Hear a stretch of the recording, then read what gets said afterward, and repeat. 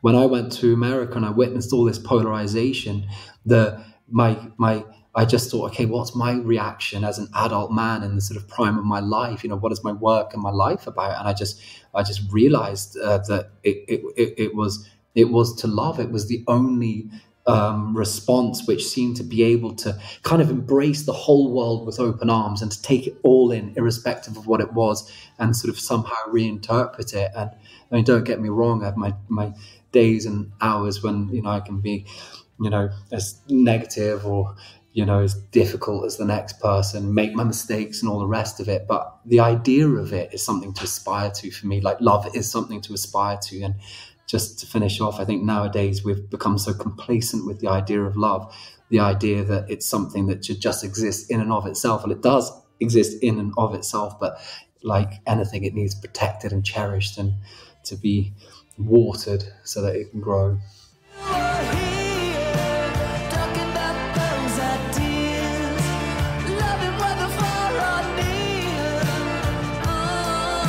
Hello and welcome to a new episode of the Yellow Van Stories, your interview podcast taking you across the globe in a yellow French camper van by the name of Fonsi. I'm your host and driver, Bastian. Every week, I invite creatives from all over the world into the van to explore with them the opportunities hidden within a crisis. We have been waiting just for you and kept you a seat by the window side. Also, because technically, there are no others. Feel free to order any imaginary beverage that strikes your fancy. Fonsi's in first gear already, and we are good to go. So buckle up and get comfortable, because today we're going to an old friend in Berlin.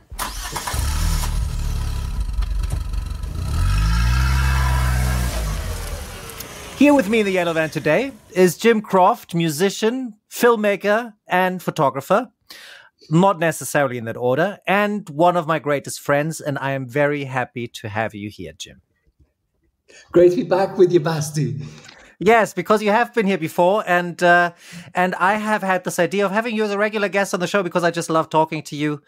You are one of my greatest friends. I love the way you look at the world. I love your participation in the world, and I think it's just wonderful to just, you know, have conversations with you, bounce things off each other, and I think that should definitely be a recurring thing, and that's why I'm very, very happy that you took the time today to hang out with me a little bit. Actually, that's what it is, really.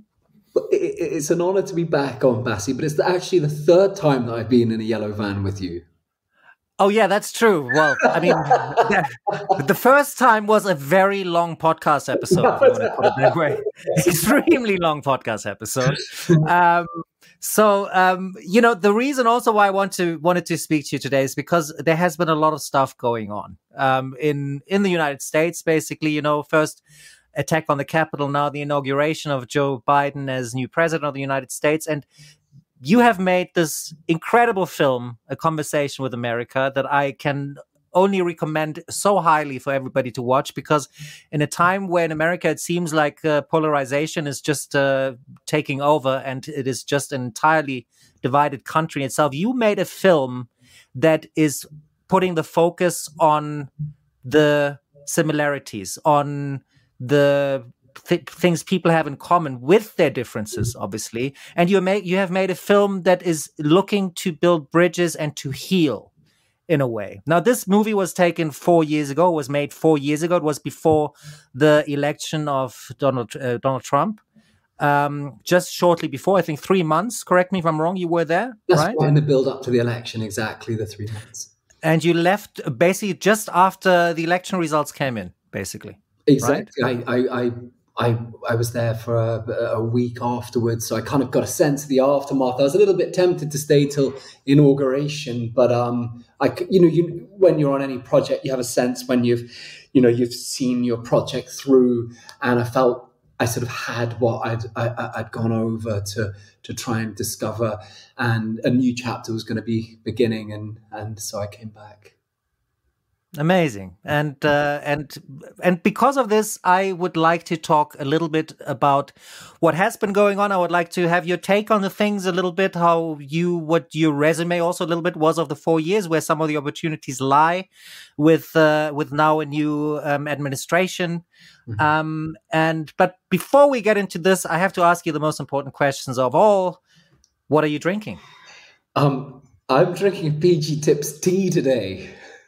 Oh, you're so very British today, aren't you? So very British, my word. Okay. I'm sorry. I had a long day, and I thought I was collapse if I had a beer, and I just wouldn't make any sense. I probably won't make any sense anyway. But PG Tips is gonna get me through.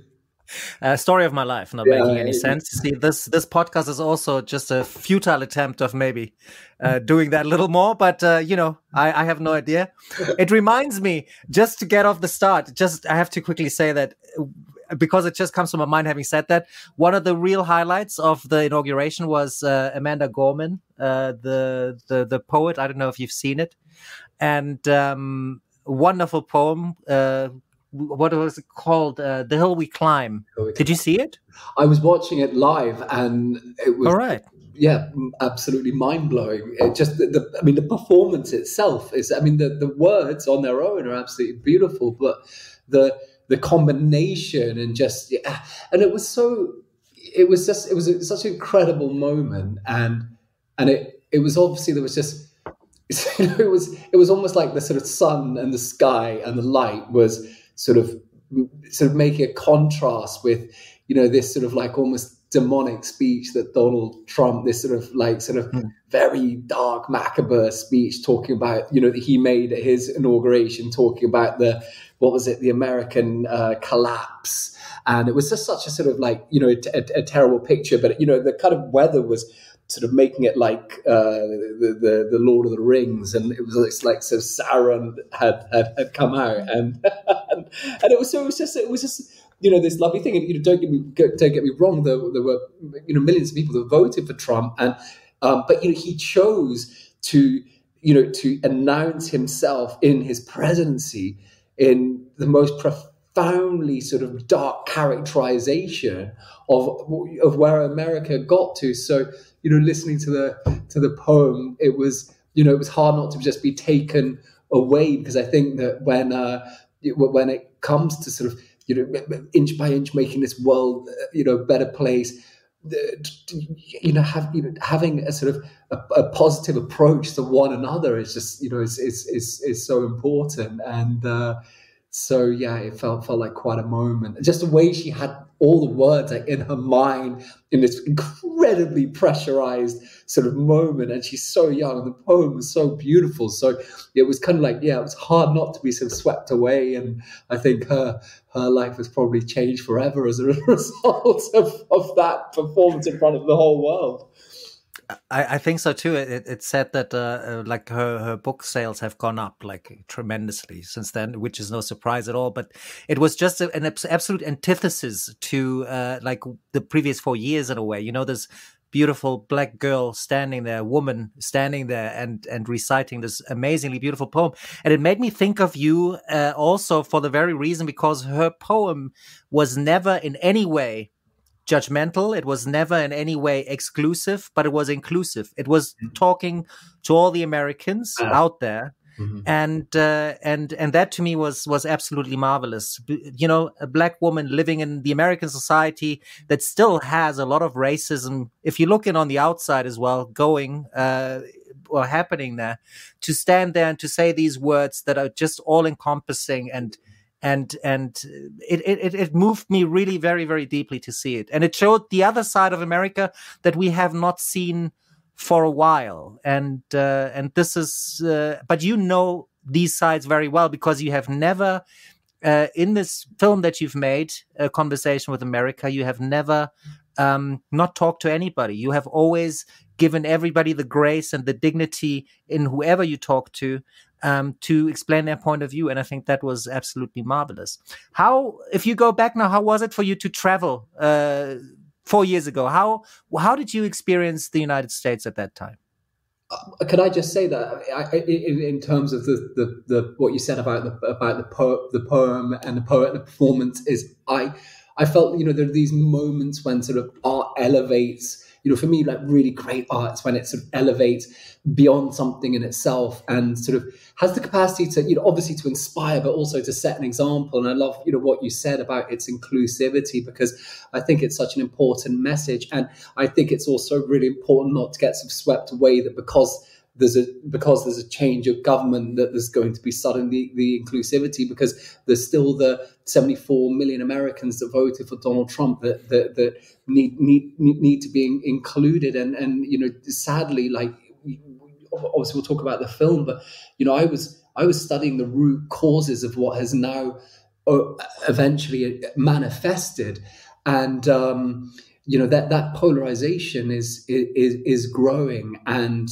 there and that. Why do you think that is? Why do you think that is? Dialogue, it comes from both sides. It is absolutely. It's astronomically it's sort of insane when you listen to the rhetoric across the political divide. And this, I think that Joe Biden, I think he himself is a potential unifier. I mean, like anyone who gets elected to office, he has his skeletons and the different policies that he's voted for, and it's all on his record. But yeah, I think you get a sense with some people about sort of where their motivation is. It's why I've always loved Angela Merkel so much, because I just feel there is this sense of this compass, and it doesn't mean that she always gets it right, but that she gravitates towards this compass inside herself, rather than like so many other politicians just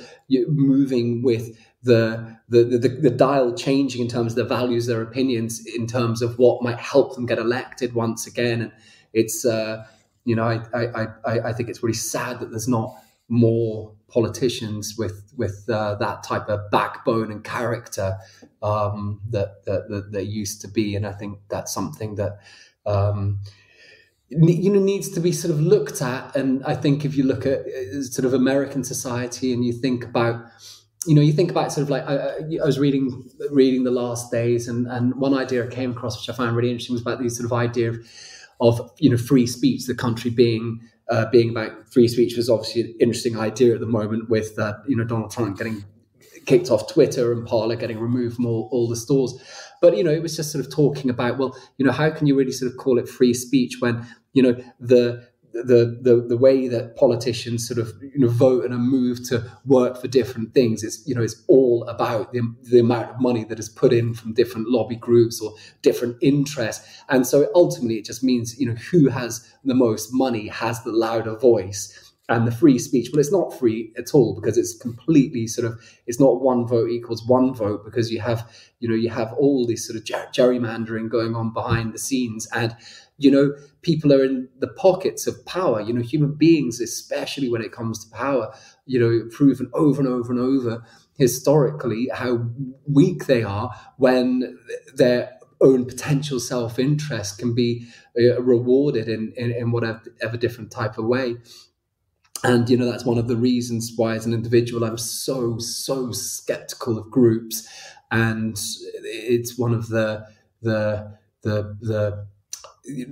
things I notice in the modern world, everything splintering into groups and into bubbles and safety in these numbers. And it really sometimes feels that there is this sort of that what's being presented as individual thought is absolute groupthink on both sides of the equation. I think that sort of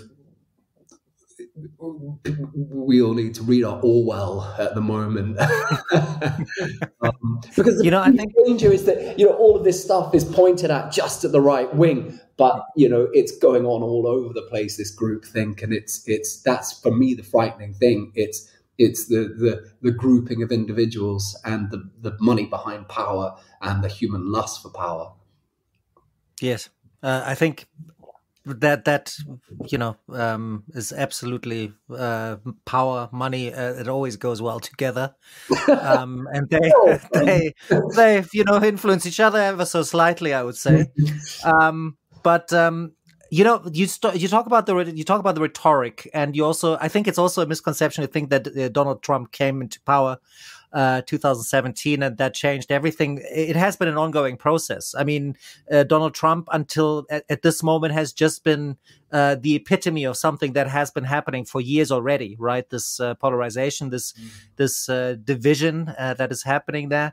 So after looking and you mentioning the rhetoric, how surprised were you actually when on the 6th of January people started marching on the Capitol and actually attacked the Capitol? I think you can safely say that, right? And attacked democracy in the United States in that sense. Even though I'm always careful as well to, not to overindulge in these images, like, the attack on democracy. There were a lot of people, though, marching on the institution that is symbolic for democracy. So I think in this particular case, you can actually say something like this. mm-hmm. So how surprised were you when that happened? Because this rhetoric has been going on for a long time, actually. Well, I mean, the question I think about is it a culmination or is it a warning of something to come? And yes, is this the end or is it the beginning? That's what one of the commentators asked after Donald Trump was voted out of office. Exactly. That's a very important question. And, so that's one thought I have. And I know what I believe about that is that I think it's a signifier. Because the polarization that I started investigating, I mean, before the movie, but especially sort of got my head down, through the movie, is it's compounding upon itself. It's sort of convulsing and growing like a wave. And I'm not sure that there's any sign that that's going away anytime soon without sort of broader societal action amongst us all. And, when it comes to the Capitol, I feel like one of the things I think about is what could have happened. What I wonder about sort of Donald Trump's intentions on that day. I mean, what would have happened if there'd been a broader sort of uprising, if you like? Obviously, it was a very big uprising, but what would have happened if you had sort of the military getting involved and actually choosing the side of the president? I mean, Trump was very quiet during the actual storming. It was almost like he was sort of hedging his bets to see what would happen.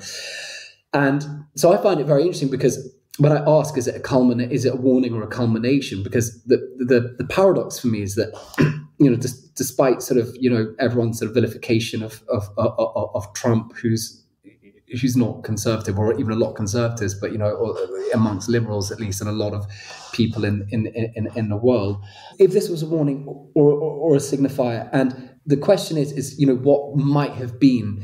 Obviously you look back to sort of February 1933 with the setting alight of the Reichstag, and this was used to convert an act of terror into a reign of terror through the taking away of basic rights from people, the enabling and obviously in that moment, Hitler and the Nazis moved very, very quickly and changed a lot in this one night. And it was, this didn't happen that night, but there was an intentionality.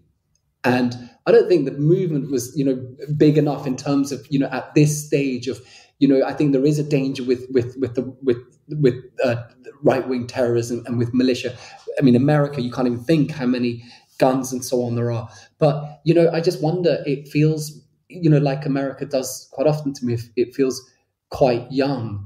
And there's sort of write-ups about sort of QAnon dispersing and all the rest of it at the moment. And I'm like, I don't think people have any idea about the sort of the emotion and the sort of human loss and the sort of the feelings of separation from society and the sense of an old world breaking down that are leading people into the hands of demagogues like Trump. And I think that Trump is, people would make these sort of fanciful comparisons between, Trump and Stalin, or Trump and Hitler and the rest of it. And, he's not on the same page. He's no doubt he's a narcissist, and but there is a sort of dark comedy about this, how much he acts because he actually needs to be loved so much, and sort of needs to bathe in that. But I don't think there's that deeper darkness in him. I just don't think he's serious enough as an individual. I don't think he's ideologically driven enough. I think so many of the slogans, he sort of tries them out at a rally. He'll say something, drain the swamp, and suddenly the crowd will be chanting it back. And he's like, okay, great, drain the swamp. But he kind of runs with it. So don't get me wrong. I think what he's enabled is tremendously dangerous. But at the moment, when I look at the what happened with the Capitol, it's about what could come if you get a seriously dangerous demagogue coming. We haven't in our lifetimes, at least in the West, ever had to face, a demagogue getting into power with that type of danger and darkness and power as a Hitler or Stalin. But these things happen historically, and they can and they will happen again.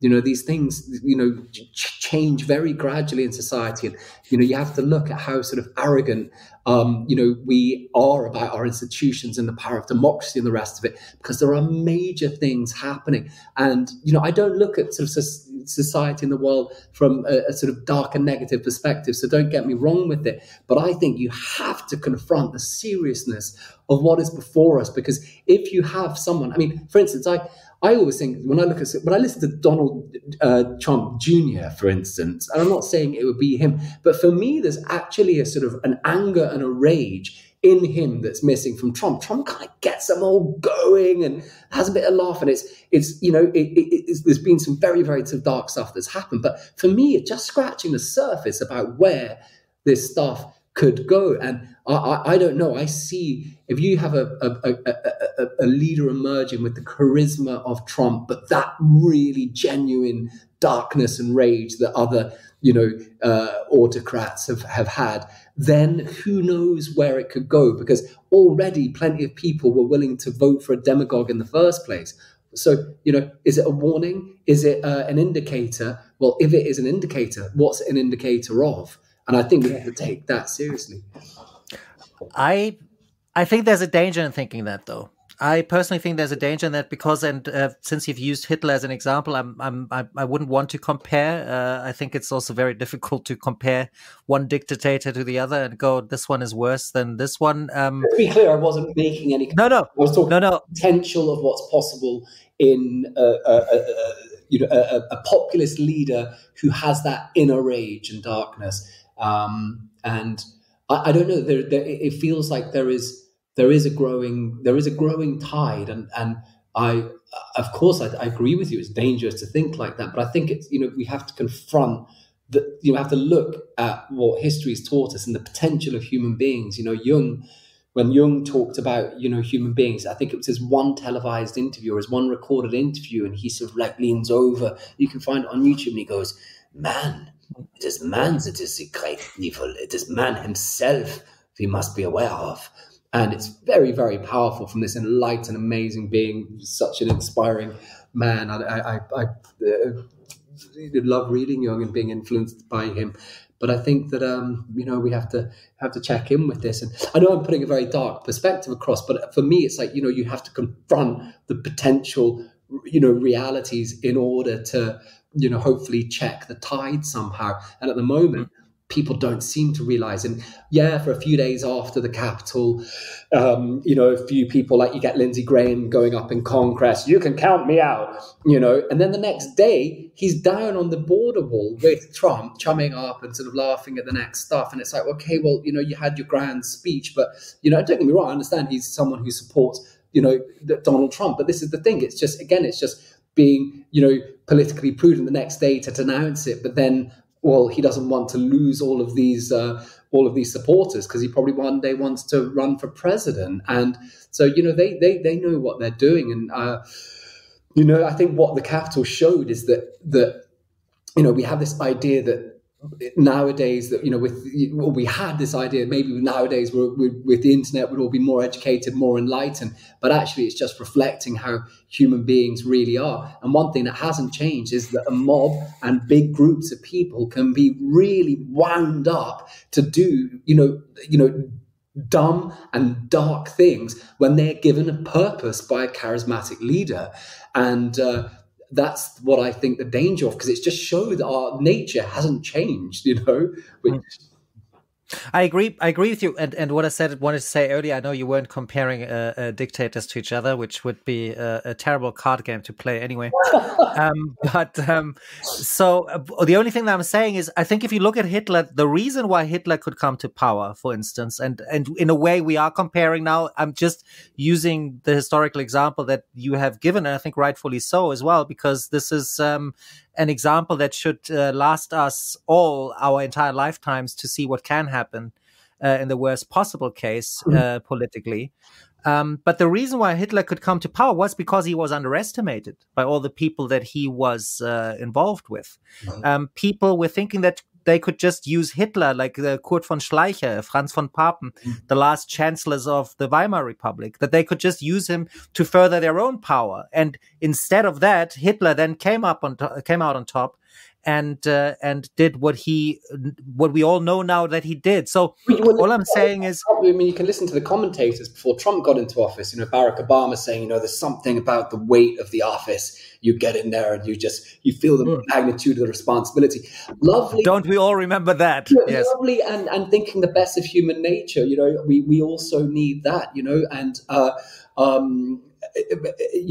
you're right. It was the same thing with Hitler when he got into power. They were like, no, the institutions will protect him. They weren't expecting him to go in and start dismantling the institutions. And I think one of the interesting things with Trump is that he's gone in and he's literally gone in and trampled on old institutions that, things that we thought that were, would be staying in. But it was just a sense of a start. It wasn't like he got very far, but I think what it showed, obviously the sort of checks and balances of the American system, did kick in, and that's fantastic and a wonderful sort of victory, if you like, for American democracy and, for the founding fathers and the vision that they had and the rest of it. But, if someone else gets in, the movement grows. I think it showed that those institutions, they are powerful, but they are also frail. It's like when Hitler got in, it took the Reichstag being burned down, for him to capitalize on the fear that people had. Because when people are scared, they give up their civil liberties, for the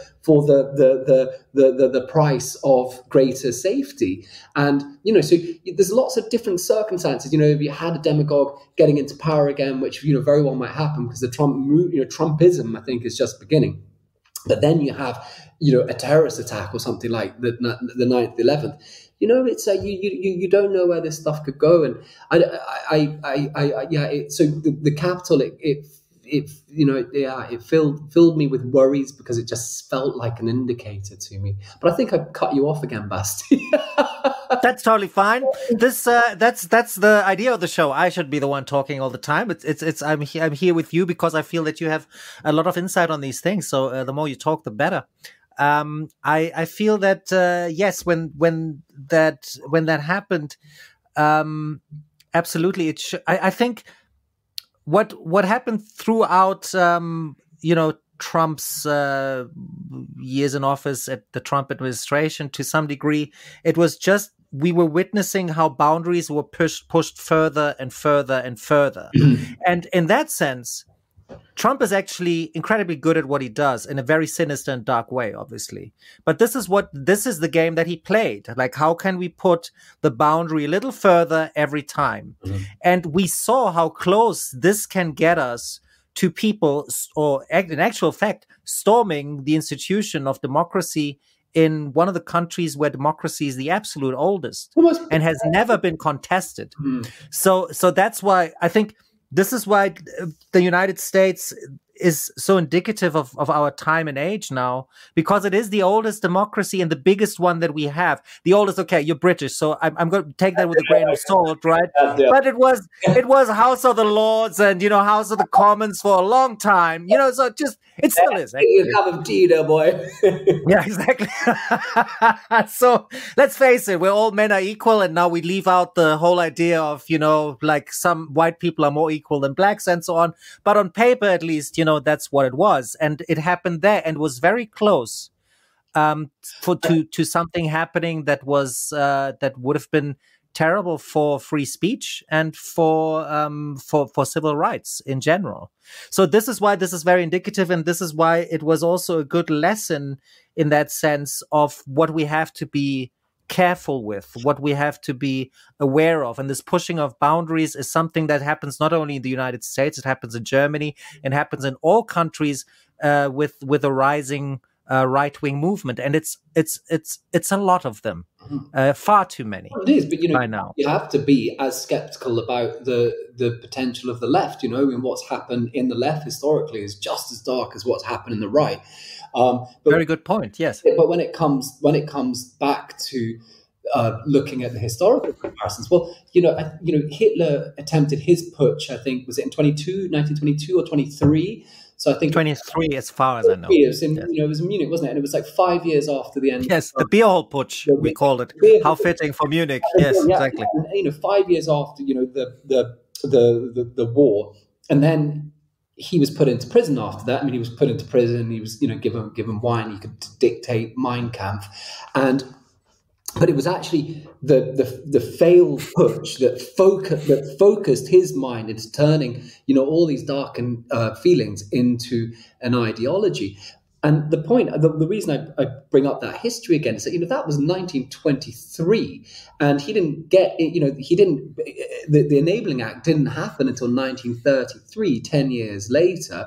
And it's so if you look at the sort of like the time progression, you have to, and you talk about sort of like little norms being sort of broken down. Well, listen, we're focusing on America. I mean, we shot the March of Hope together, and you look at the erosion of human rights in Europe. I mean, you look at it, it's become socially acceptable to turn your eye about what is going on the waters in Europe. That people die every day, and it's we're the most powerful, one of the most powerful continents, and we have the European Convention of Human Rights and the Geneva Convention and so on, and we can't actually just go and give.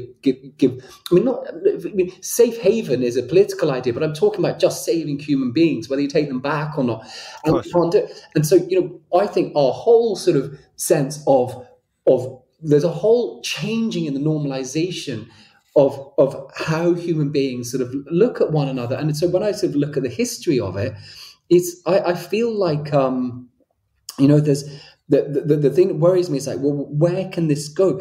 I shot a conversation with America in 2016, and I felt drawn because I sort of realized there was something going on within populism, and it felt that Trump was a manifestation and a symbol, an allegorization of this whole populist movement, and it felt like it found a figurehead, and I was drawn over it, like a butterfly, to a candle, or a moth to a candle, and and going over there, I wanted to investigate, the whys and the hows about why people are willing to put aside all the moronic things that he was saying. I could get shot on Fifth Avenue, you could shoot someone on Fifth Avenue and still get voted. The things, the demeaning things he said about women, all the different sort of trials and cases, and bribery, Stormy Daniels, encouraging Wikipedia, WikiLeaks to hack into Clinton's emails, and all of this stuff, and people kind of being drawn to it because we're in this sort of like age of celebrity, and but the thing I sort of like look is that, okay, well, if this was a first chapter. People think the tide has turned, with Biden. Don't get me wrong; it was so wonderful to check in with this emotion at the beginning, and I totally, am And with that emotion, all my work as an adult human being is about trying to put out a sense of sort of a sense of the gift and the potential of life. So I'm not lost in the negativity, but I can't forget the history, and that's why I study the history. And I think about sort of what, how long it took, whether it's the communists take power, very, very, very long struggle behind that, all types of, ups and downs and crashes. And it was the same with the Nazis getting in power. But these things, they go over time. So the question is, what does time have in store for us? And that's why I'm as sort of, critical and worried about what happens on the left, because it's the dialogue itself, it's the clash and the division itself, yeah, which is the great danger, for me, more than one group or the other, but one sort of extreme group or the other. Don't get me wrong, extreme groups are very, very, very worrying, but they traditionally tend to be fringe groups that stay out, yes, on fringes. But when the mainstream is clashing, it drives people further apart. And you can see this clash in the middle, the hatred and the vilification, the inability to speak with one another. It's like the sort of it's like the bread being leavened, the fringes becoming much, much bigger, and that's when you have a really dangerous, yes, potential. I think you're making a very, very valid point in that sense. I do believe that there is a dialogue happening between the left and the right at all times. Even when they don't speak to each other, there is a dialogue, and by not speaking to each other, they're drifting further apart, and the division becomes bigger. Right. So the question should always be, how can we keep all parts of society in touch with each other to some degree or another, at least? And if this is the guiding principle of your idea, of any idea of communication, then it is very difficult also from the left to say, we have nothing to do with this, we're completely independent of this. The right is responsible for all this badness that we're witnessing. Is badness even a word? I'm not sure. I might have just created that. Anyway, and I know how difficult this is, because also I'm not saying that, it's difficult to say, like somebody's throwing a stone and somebody gets upset and fights back. Then it's not like, yeah, they kind of both were in a fight. There was obviously somebody who started and threw the stone, right? And this shouldn't be discarded. But it's not going to help each other in the long run to put blame or to say whose fault is it. I think that's not going to serve us. What's going to serve us is how can we keep in touch? How can we not drift apart? And this only happens when the left also accepts some of responsibility, what's happening. And I just have this example of, for example, cancel culture. I consider myself really someone who's quite far on the left-hand side of things, right? I consider myself that, at least. Whether that's true or not, I don't want to judge that. And yet, I don't think some of the ideas... Right hand, by the way. Sorry, what? Thank you for pointing that out with your right hand. I consider myself someone who's very far on the left-hand side of things. Well, yeah. Well, that's I'm glad that's also come out. Bestism. Yes, that's a new word we just made up, right? After badness, it's bestism. Excellent. Wow, we're taking so much away from this today. So, there are some things as well where I think in the term, and also, I don't get me wrong, like talking about the left and the right like this in these generic terms is also problematic in itself, because that way you're isolating groups and you're just putting them against each other like this. A dialogue should always be more complex than that, obviously, but sometimes for grand ideas you have to just also resort to bigger pictures. So this is the case right now, so I think it's to just beyond this sense of groupism. Nowadays, it's extraordinary. It's an ism already. I didn't even know that. It's extraordinary how much we define ourselves by the parties or the groups that we affiliate our ideas with. But more than that, robust debate used to be a really exciting thing, it is the absolute most exciting thing about sort of democracy, that you can vigorously disagree with someone, but that you can go and have a beer at the end of the day and recognize that there's something beyond our opinions, and so long as there's a connection of civility, there's something called humanity. And for whatever reason, it's just the simple capacity of us to be human beings as the defining things, and thinking about the sort of the greater challenges that we face as climate change and the rest of it, that for some reason these things are we can't get out of the storm, the addiction to the clashing, and I think you saw that as well with Trump, the absolute addiction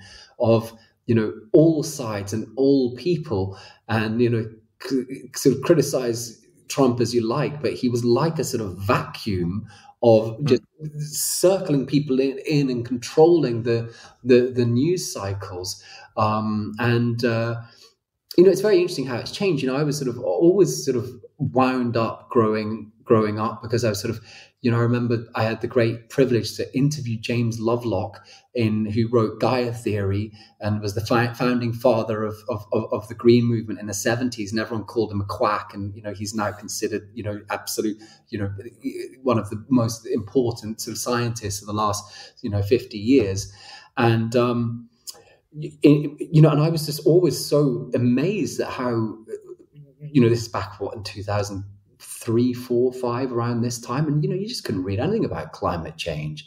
And so I'm so glad that society and people are growing a political consciousness again. I remember during the anti-Iraq war march, that was quite an amazing moment in the UK, because over 1 million people came out. Of course, it didn't make a difference whatsoever. I was in the UK at that time. I remember that, actually. It was the first time I kind of thought, well, okay, this is actually like a sort of a political consciousness. So it's interesting, because I'm so glad that people are tapped into what is going on, but the sort of offshoot and the other side of that is that we sort of seem to be sort of consumed. It's almost as if we're losing our sort of spiritual potential and our sort of our capacity for being beyond this, the mind, the things that we believe and the things that we think about. And it feels like there is, like we're very, very adrift. And I think, yeah.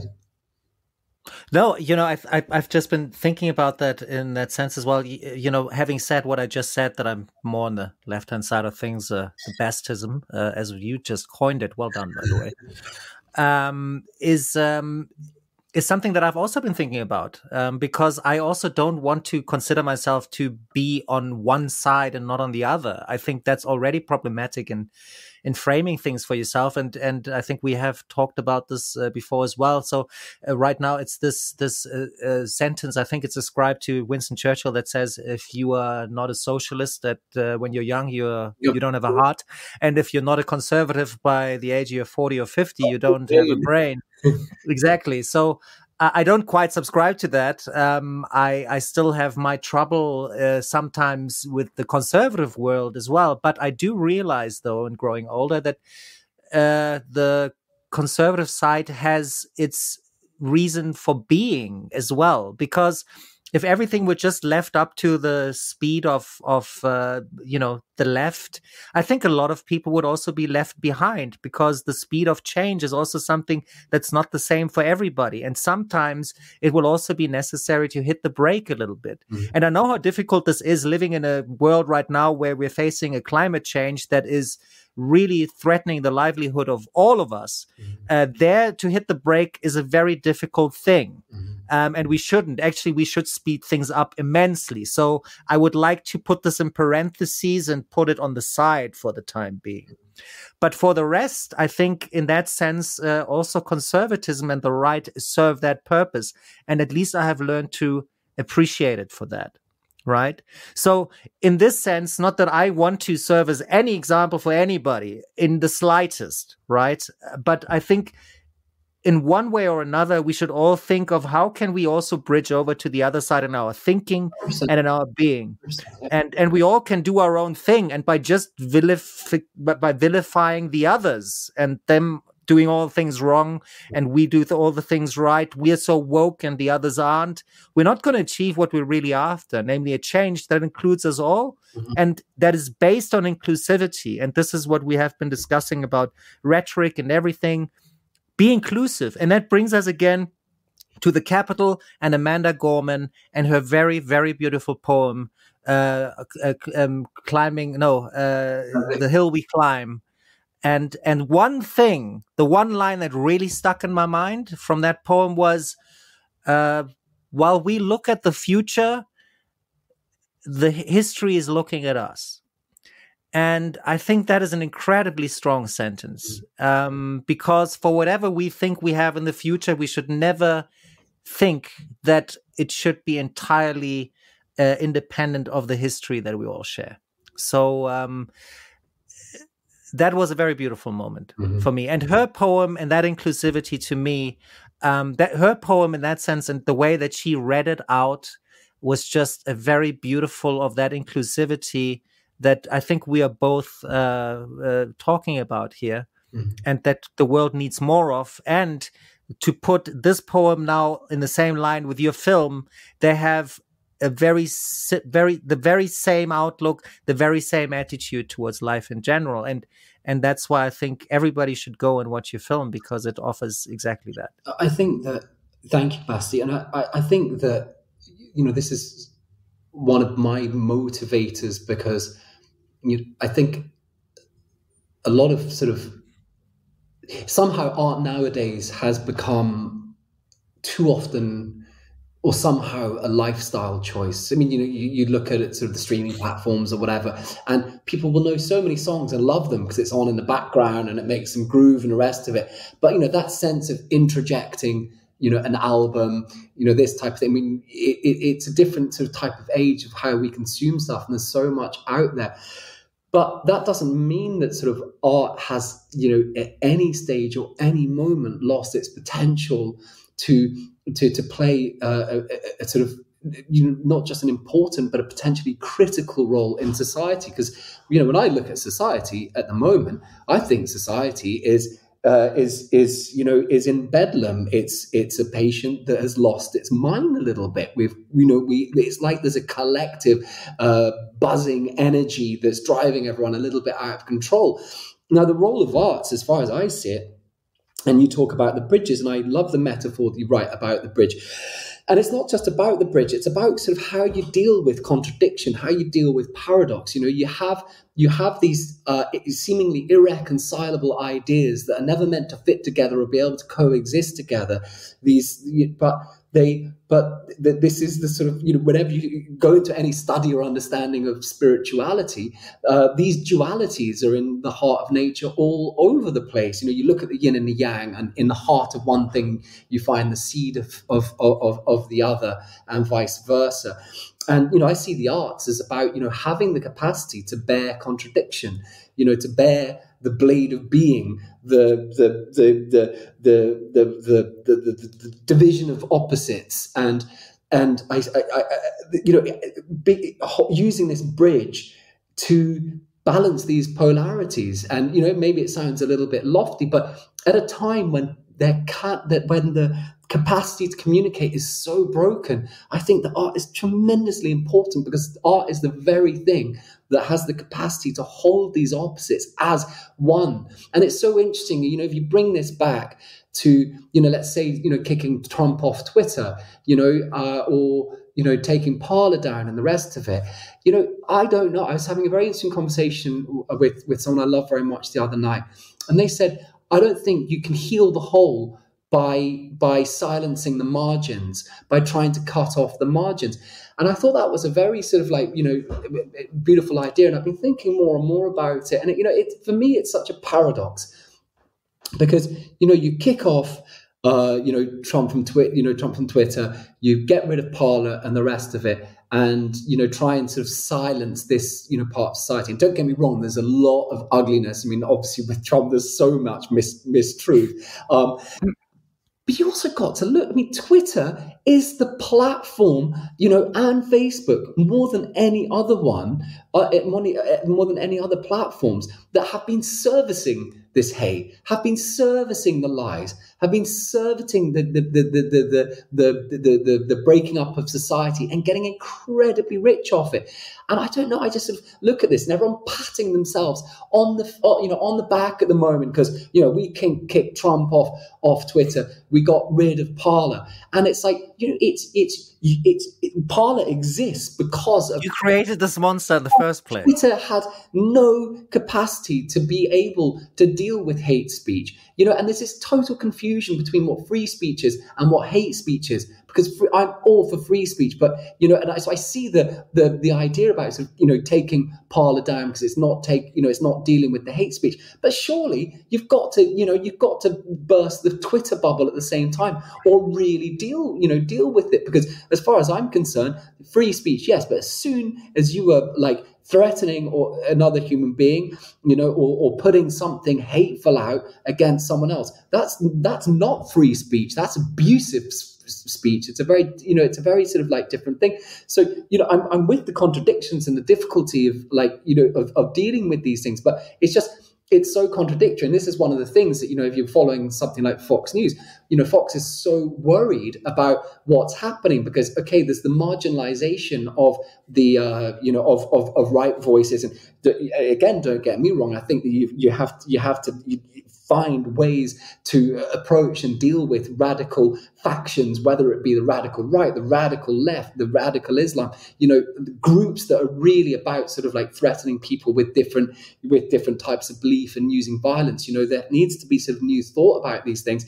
But if you look at something like Fox, they're very, very concerned because you've got the big tech companies. There's a democratic government coming in. Everyone's patting themselves on the back, and no one's looking at the hypocrisy and how we've actually got here in the first place. And I think there's merits in those arguments, and I think they've got to be looked at. But when it comes back to the arts, that's why I love the arts, and that's why I sort of. I encourage other artists, friends, and so on to not to use their voice and not to be afraid to dream aloud and to engage with the world, because I think that's where the power, not just the power, but the need for art to sort of re-emerge lies. I think that's a very strong point. And in that sense, I would like to read something to you, actually. I think it kind of connects there a little bit. It's because I've been reading James Baldwin, who is... That's right, yeah. I have been wanting to read James Baldwin and have put it off. I said James Bond because I was reading the BBC and the Bond movies. I don't you said you've been reading James. Yeah, I was thinking about everything we just talked about. It would be a great moment for me to read you a bit of James Bond. Please read it. I'm excited. No, I think that's really funny. Have you read James Baldwin? I actually watched the documentary on Netflix, which is incredible. I'm Not Your Negro. I haven't watched that yet, but I will link to that as well. It's so powerful. What an incredible soul, incredible man. What an incredible soul! And now that I'm going to be reading from The Fire Next Time, which is an essay about the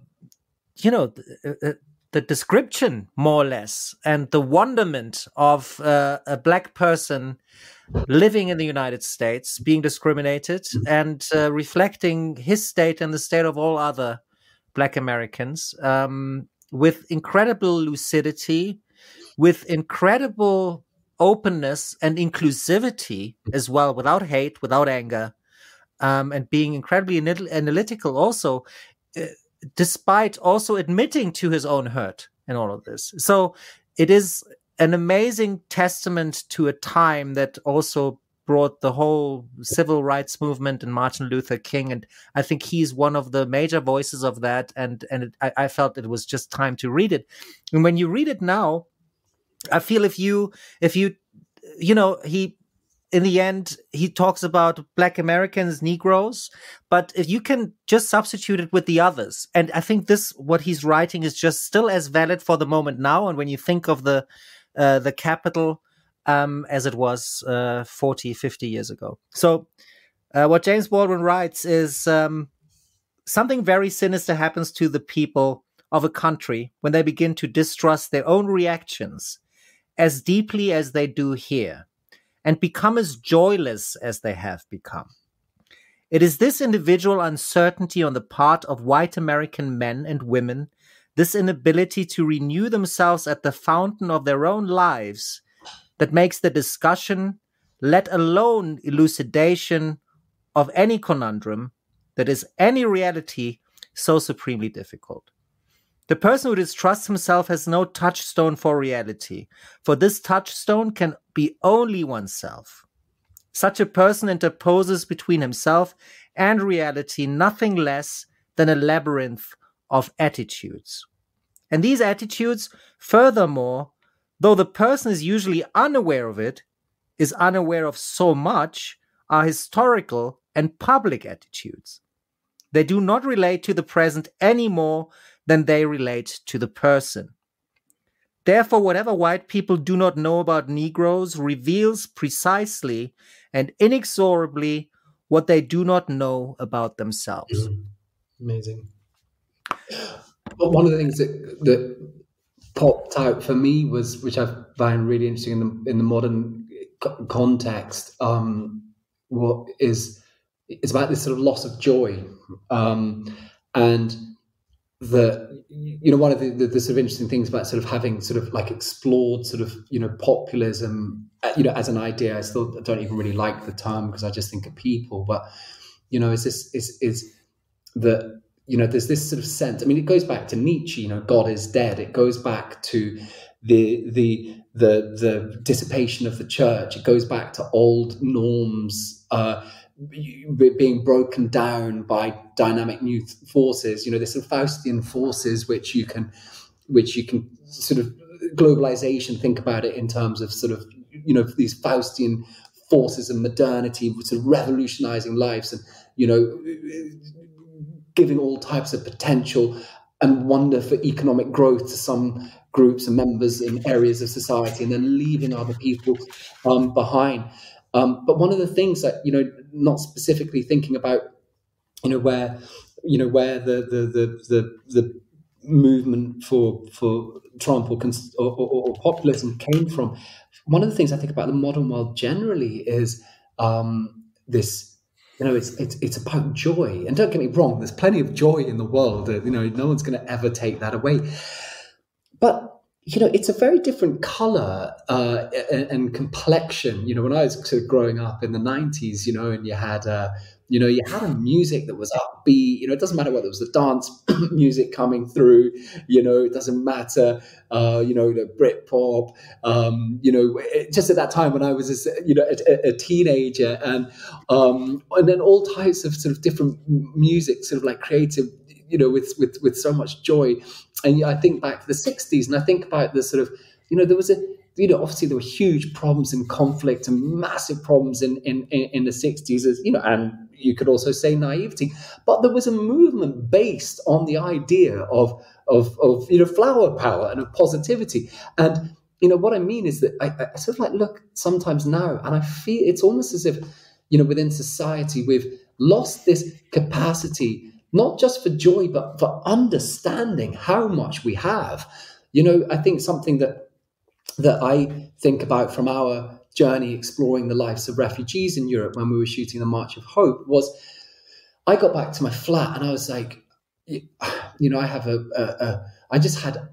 I was awestruck at the capacity to be able to lock the door, when I went to bed at night, to shut the door, to wake up, to have a hot shower, and then to have a bit of toast in the morning, and for that flat to be heated.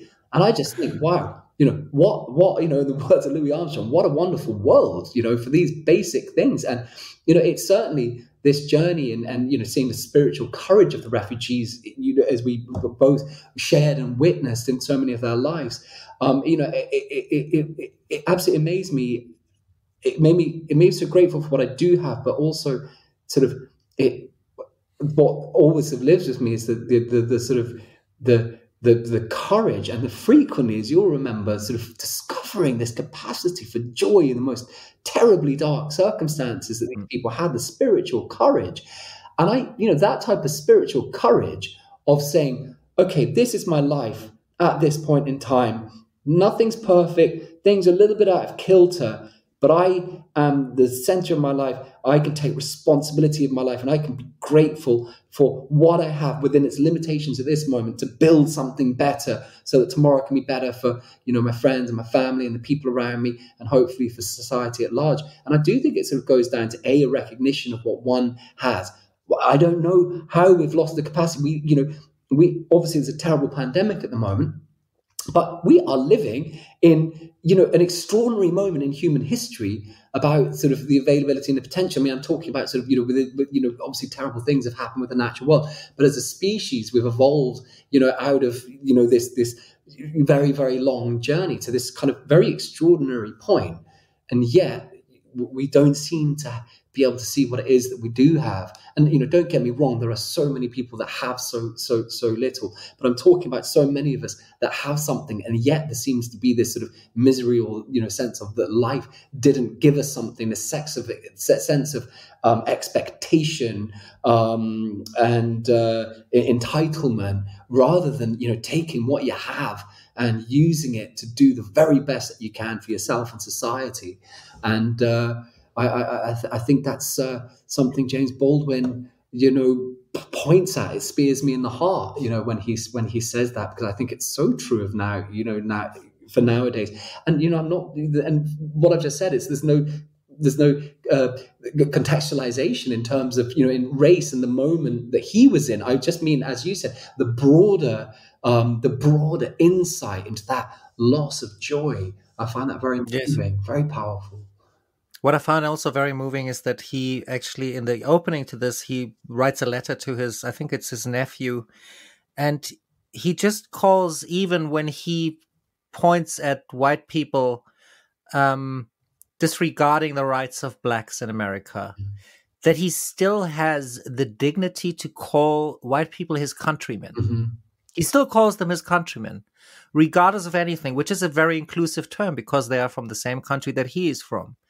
So we can learn a lot by someone about him. He also writes, like, just because we spoke about joy, he writes, people always seem to band together in accordance to a principle that has nothing to do with love, a principle that releases them from personal responsibility. Mm.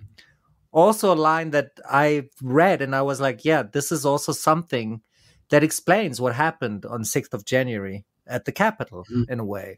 And this is also in a way how social media functions and why we have all of these things that we are observing in the Capitol or anywhere else, that people will band behind something that releases them from personal responsibility. It is something that I feel, otherwise you cannot explain some of the things that have been happening either. You have this, what you have, this, this again looks at the history, is that you have the submission of the self towards,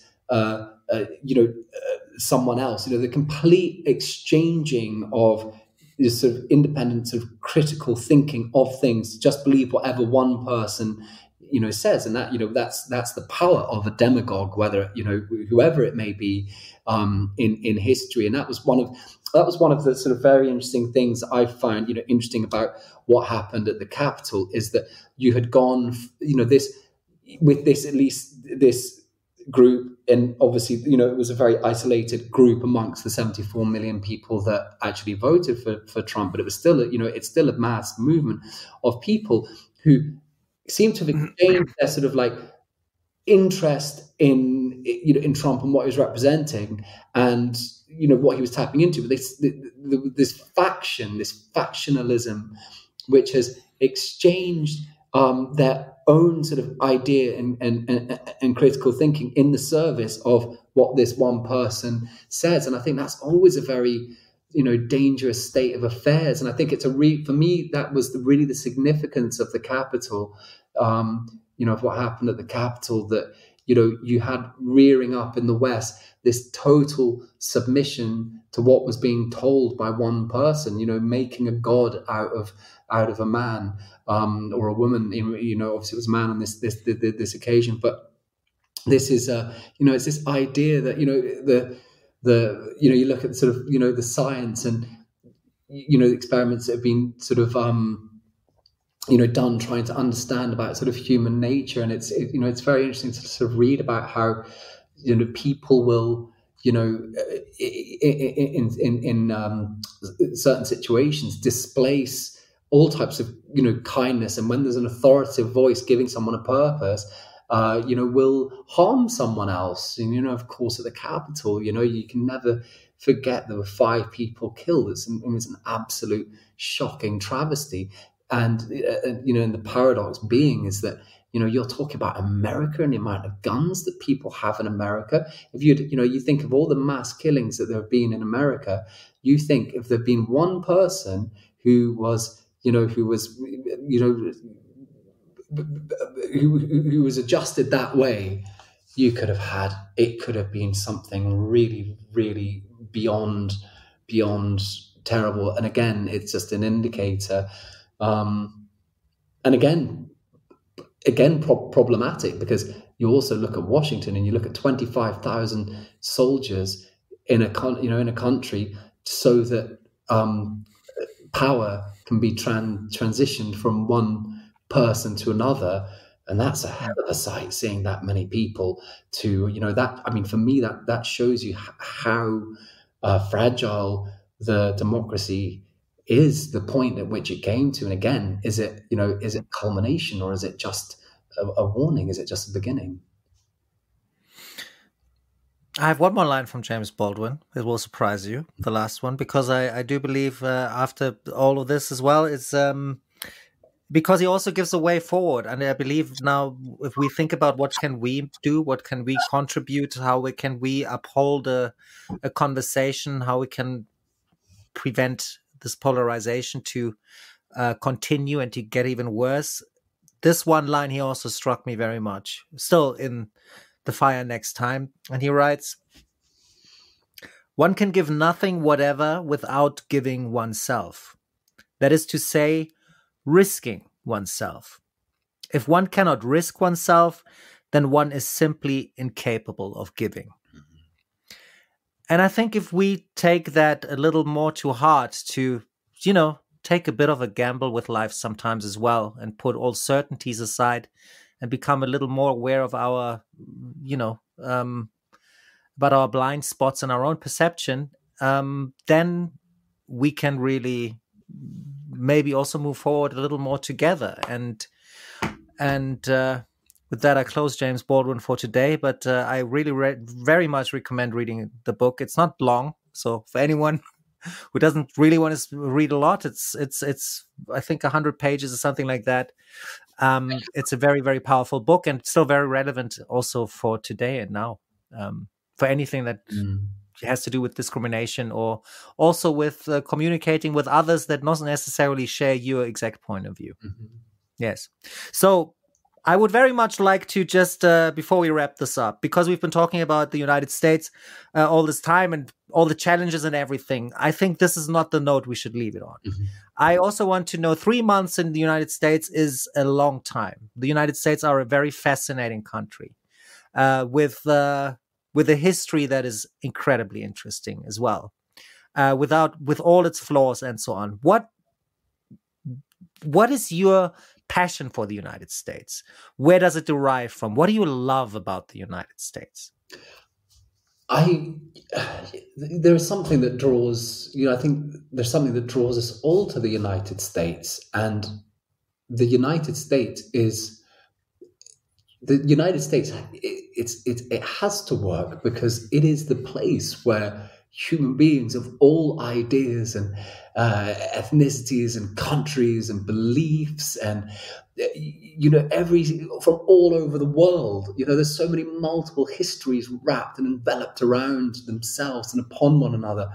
And this is this is, the American dream is, for me, it's nothing to do with the 50s idea of it. It's about the capacity of human beings to live together. And that's what draws me over. And that was what drew me over. And of course, the inspiration of, there is so many different sort of types of music and writing.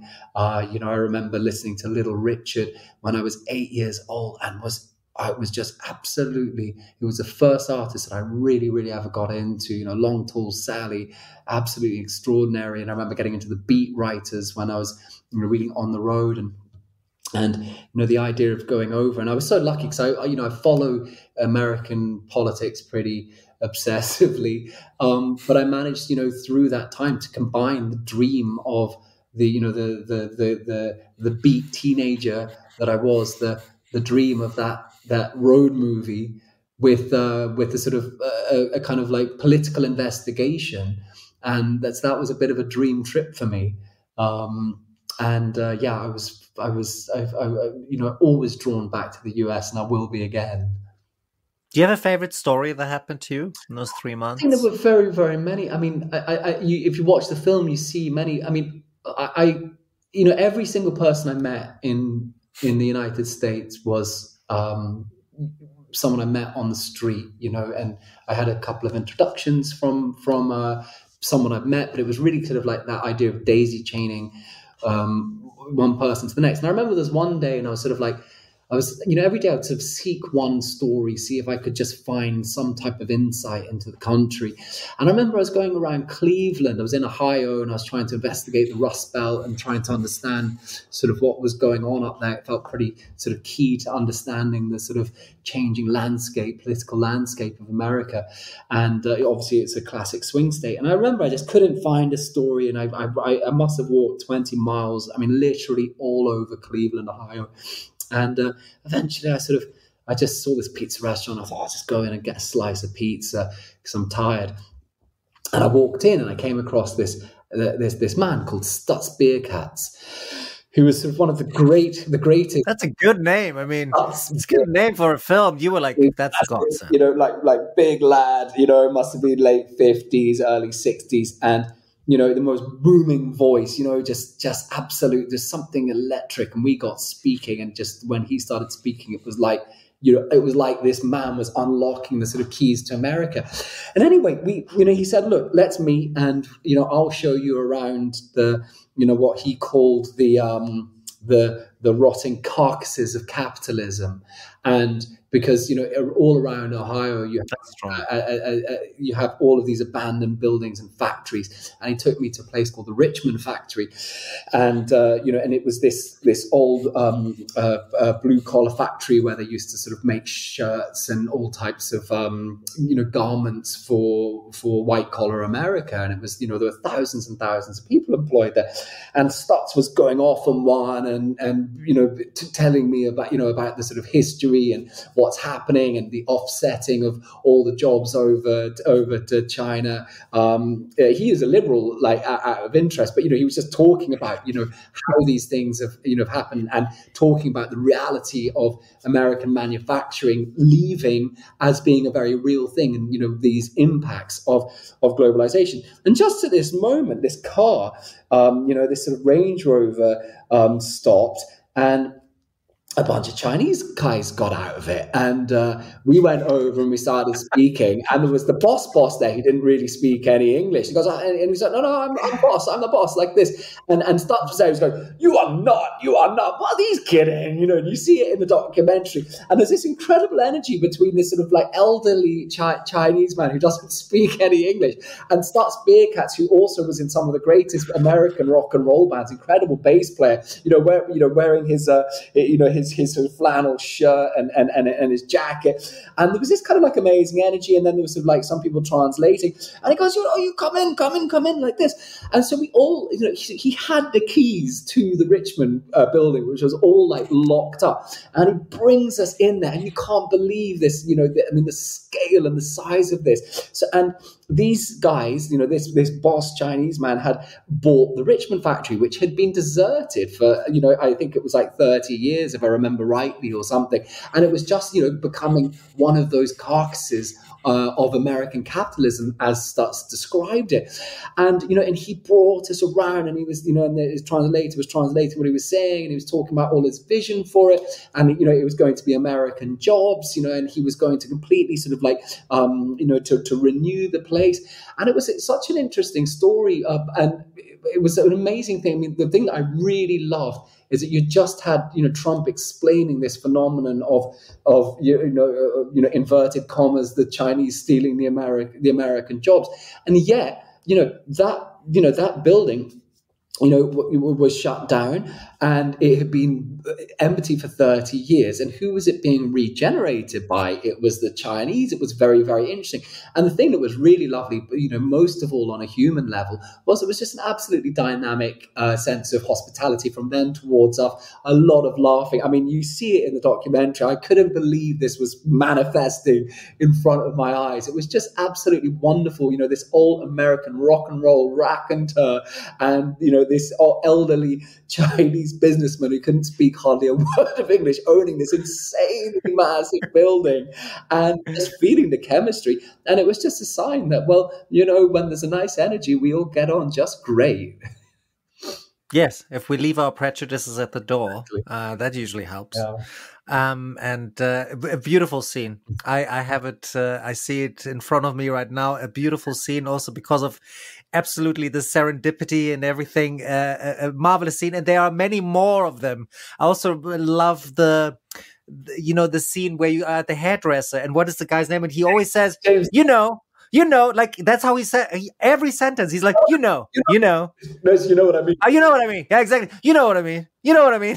And then you walk out of there, and your final comment is just like, I never really figured out what he meant. And then you walk away, and you're like, but you still give this feeling that you really appreciated talking to him, and you did, and he's a great guy, and it's a great scene. So I just love it. It's beautiful. It was such a great racket. It was like James, and and it was. I mean, what was extraordinary is that I remember asking him if I could interview him, and he said, I'm not sure about that. And then he kind of started speaking anyway, and I was like, okay, he's really like just speaking. He didn't ask any questions.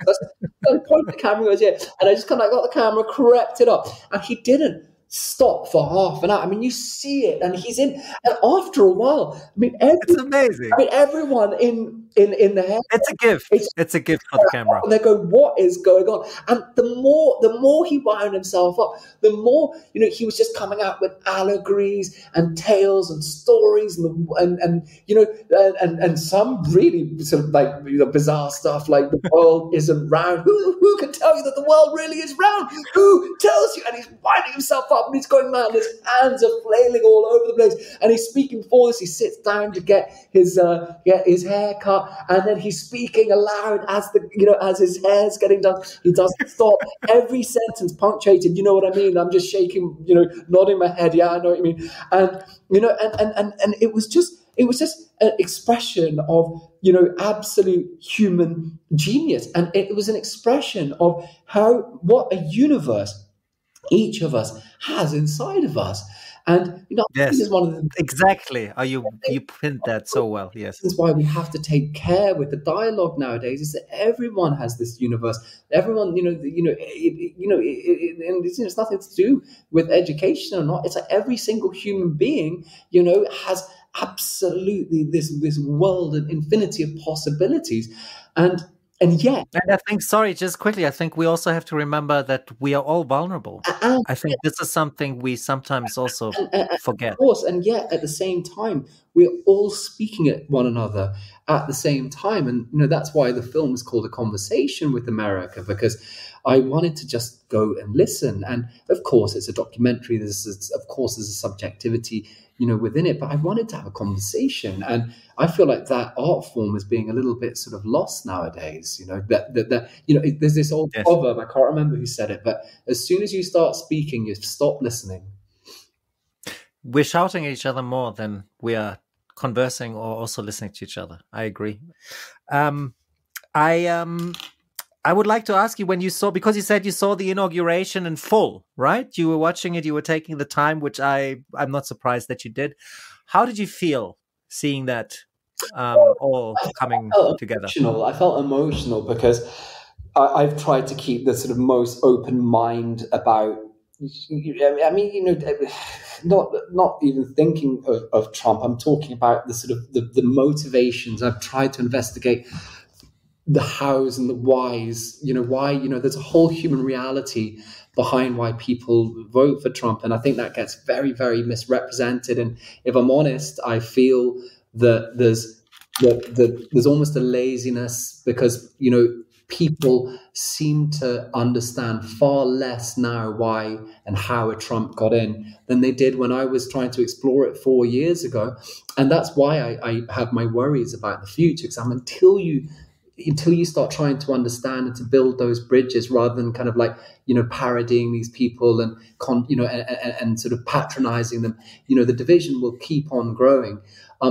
Nonetheless, for where I stand in my own self politically, so obviously I also have my political opinions. For me, I was incredibly moved just because Trump represented something, but there's just no excuse for the style. There's no excuse for the abuse of other people. There's no excuse for willfully lying, and it's I think that the genie's out of the bottle. I don't know what for me, the danger is Trumpism. It's what's come out. It's what it could be. But I think it's just I just felt very emotional with Biden coming in. But I tell you, Basti, it's with a wariness because I think that there's a lot of sort of fanfare about this sort of like victory of the left, sort of self-congratulatory thing. Exactly. That wasn't, which is dangerous. That wasn't why I felt emotional. I felt emotional because I think that Biden is a solid, decent man, and I think that's a good example for people at the moment. And I think if we can have 4 years of Joe Biden, then I think that can be a different type of example about old-fashioned things like civility and honor and listening. Yes, I agree. Of course. That doesn't come as a surprise.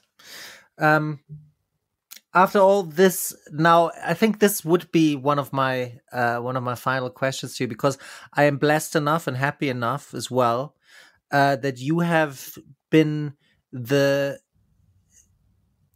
of the featured stars of this podcast. Namely, you are the one who has provided me with this beautiful theme soundtrack that I can use. This beautiful song that I love so much, "Love in the Face of Fear."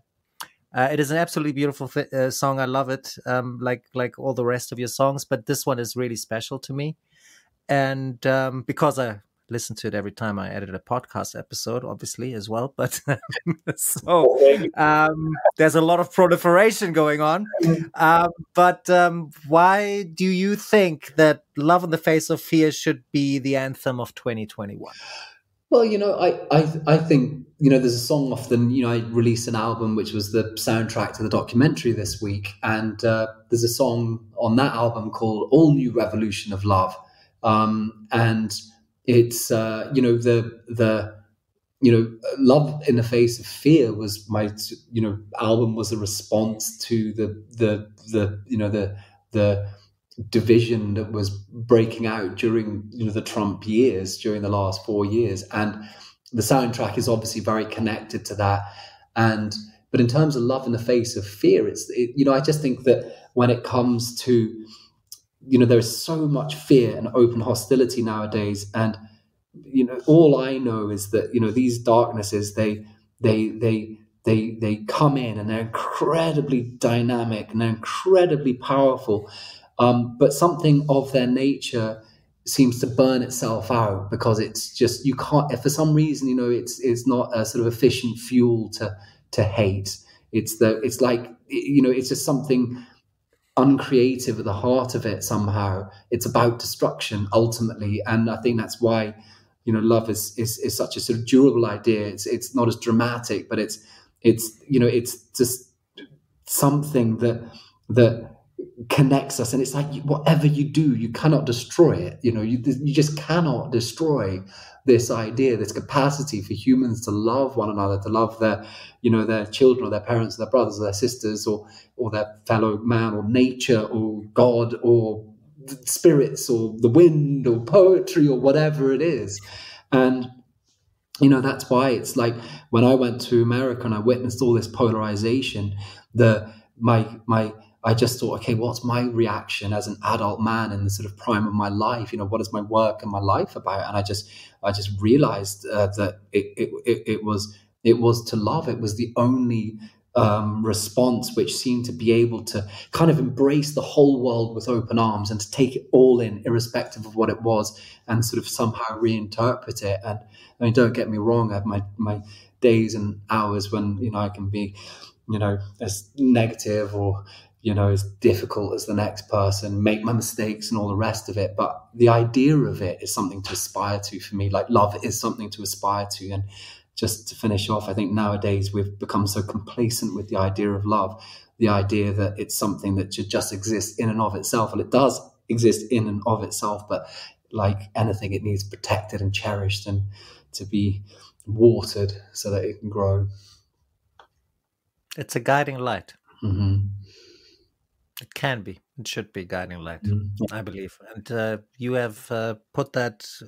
This song is stating exactly that, and it's giving me exactly that feeling. It lifts me up like that every time I listen to it, and therefore it is watering the plant, like you said. Well, if I make, at least for me, it's doing. In the bridge, and I know your fantasies are trouble, and I know my attitude is troubling to those like you, something like that. But it's the bridge is very much about how one. I like how you say something like that, or something like that, like as the guy who actually wrote the song. Yeah, I love it. No, it's great. I love it. I totally love it. Up to bullies, it's all about, it's not about sort of like being a weakling when it comes to love, and it's not even about turning your other cheek. I don't mean it in a sort of like specifically Christian or other idea. I mean, I think very much you have to stand up to those that misuse and abuse. I think it's absolutely essential part of of love is sort of protecting those the oneself and those people who are being misused by whether it's an individual or society, and trying to do something for that. And for me, that's the reason that I try to put some of my sort of work into trying to be a very small voice for sort of the homelessness or the work that we did during the March of Hope, because it's up to one another to stand up for one another as well, and that means you got to get tough in yourself as well. So I think love can be pretty tough as well. For me, you are a very big voice, personally, a very, very big voice that follows me around everywhere. You're basically my own private love stalker, anyway. But I mean that in the best possible sense, of course. And I think this is a wonderful way of also finishing our talk. It was just absolutely yes. Podcast. Yeah, sure, please. Oh, you're turning things around now, aren't you? Okay, here we go. Okay, this is it. I'm ready for your question. Yellow van, come on, tell us when how is Fonsi? Is Fonsi what's Fonsi's state? Fonsi, for those that don't know, is the name of Basti's little yellow van, and the namesake of the show, actually. Yes. And so we're just wondering when is the podcast going to get on the road? Obviously when the times get good again. But what are your thoughts? What are your dreams, ambitions? For what? For the podcast or for Fonsi? Heading into the van. Heading into the van. Well, first of all, Fonsi's parked in Greece right now. I'm in Munich, so he's been parked there for some time. I think it's almost been a year. So I have to make sure that he actually starts when I get there. I find that if I have a van, I leave it for a year. That really helps with starting. Yeah, that's what I was thinking, right? Isn't that how it's done? So, so I'd be very surprised if it's just in a driving condition by the time I get there. So that's one of the things I should definitely take care of. But Even though it's one of the most common excuses these days, Corona, it's really been difficult to get to Greece and take care of it a little better. So I'm looking forward to doing that very soon. And actually, that would be my ambition in that sense, that I can actually really take it on the road again sometime soon and visit the Greek coast, because I miss it very much. It's one of the most beautiful parts of the world. And I feel very much at home there. I have been blessed enough to meet beautiful people there. And this is my ambition with Fonsi, with the Yellow Van, in that sense. And if you want to ask me about the podcast, if you are hinting at that as well, it's just to keep on having conversations with people and keep talking. I think this is something that this podcast should be about, is that we should always continue talking. As soon as you switch off and you don't receive anymore from any particular side because you think it's not worth your time, you're getting into a very dangerous spot of isolating yourself from something that could be very valuable on the one hand, and stopping a conversation that can bring us all further forward.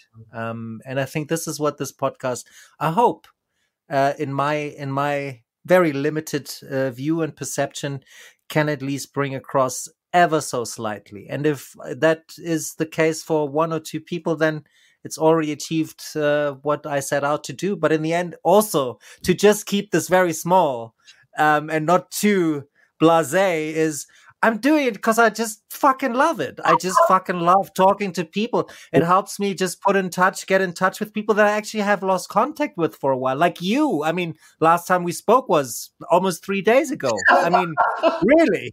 It's like, it took a podcast for us to get together again. So this is really just, I just love it, what I do. Where it goes, we will see. Yeah. But as long as you do something in life that you love, that's the key part. You've already achieved everything, right? So how it's rolling, I think it's a great medium, and you're a great medium to speak with. Thank you. I'm a medium now. Amazing. So do you want me to tell you your future? I see a bright future for you, dear Jim Kroft. A very bright future. And I think just one thing that I need to point out again as well today, because in the previous podcast, I think you were claiming to be 27 or 28. And today you said that you grew up in the 90s.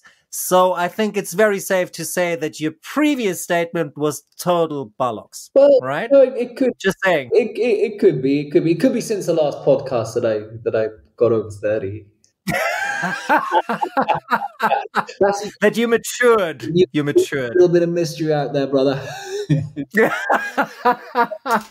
Anyway, Jimbo, it was an absolute pleasure having you. It's always great to speak to you, and we will do it again soon, I'm sure. And now, just after a little bit of an announcement that always comes, you will hear Jim, obviously, live and in color, as always, right at the end of this podcast. And with this, we've come to the end of this week's trip in the Yellow Van. All information about Jim and his work, especially his magnificent film, A Conversation with America, you can find in the show notes, along with all relevant links to today's conversation. Thank you so much for coming along on the Yellow Van today. We hope you enjoyed your time on the road with us. If you feel I missed some essential questions or follow-ups, like I'm sure I did, send them to us and we will pass them on to have them answered for you.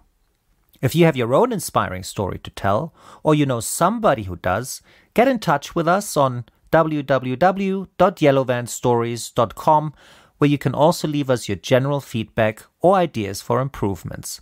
The hashtags for the show, learning on the job, and stronger together are no coincidence. If you want to support Fonsi with a bit of petrol money, you can do so on patreon.com/yellowvanstories, or you can leave us a review on the podcast platform of your choice.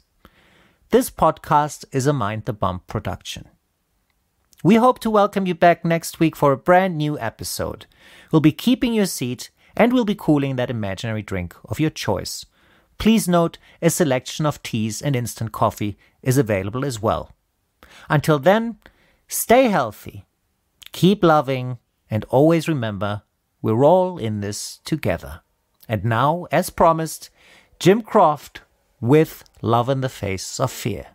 Take it away, Jim.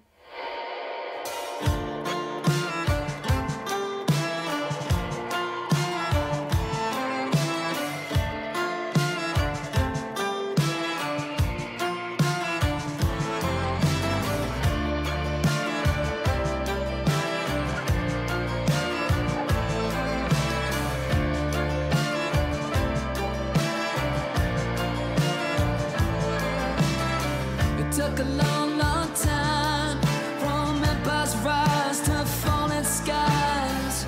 But unless we're here and the world is ready for new ideas, and I know my attitude disturbs you, and so it should. And I know my fantasies are troubling to those like you. Took a very, very long time.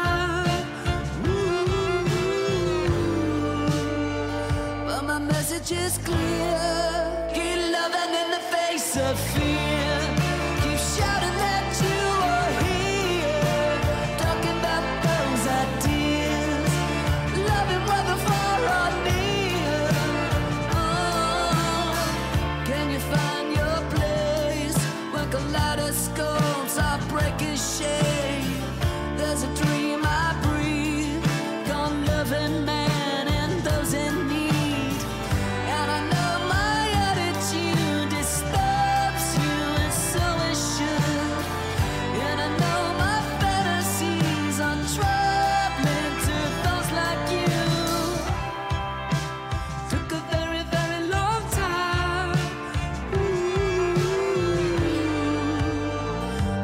Message is clear. Keep living in the face of fear. Keep shouting that you are here. Talking about those ideas. Loving whether far or near. Loving in the face of fear. Shouting that you are here. Loving in the face of fear.